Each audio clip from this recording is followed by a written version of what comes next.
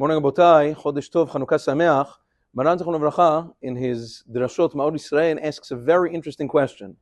He says the miracle of Chanukah was tremendous, and as a result, the sovereignty of the Jewish people remained with Bnei Israel for another 200 years. We know the Beit HaMikdash, the second Beit HaMikdash, the Gemara says in Masechet Arachin Daf Yud Bet, stood for 420 years.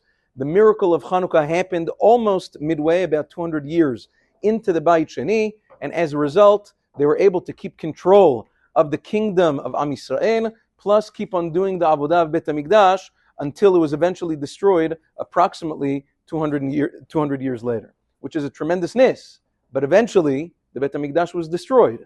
So what exactly are we celebrating the reconsecration of the Beit HaMikdash if it was eventually destroyed? Just like by the first Beit HaMikdash, we don't celebrate anything about the first Beit HaMikdash when it was built or any of those, milestones because the first Beit HaMikdash was destroyed. So too, why do we celebrate Chanukah? It's amazing that they were able to keep the Malchut and the Avodah for another 200 years, but eventually the second Beit HaMikdash was destroyed as well. So why are we celebrating? Explains Maran Zichron Livracha, classic. Watch what he says. We know the entire Shas, which is comprised of Mishnayot and Gemarot, the Amoraim discuss the teachings of the Tanaim. If you look in almost all of the Mishnayot in Shas, all of the discussions, all of the teachings of the Tanaim start from whom? Start from the Tana, Hillel HaZaken, and his Talmidim going down until Rabbeinu HaKadosh.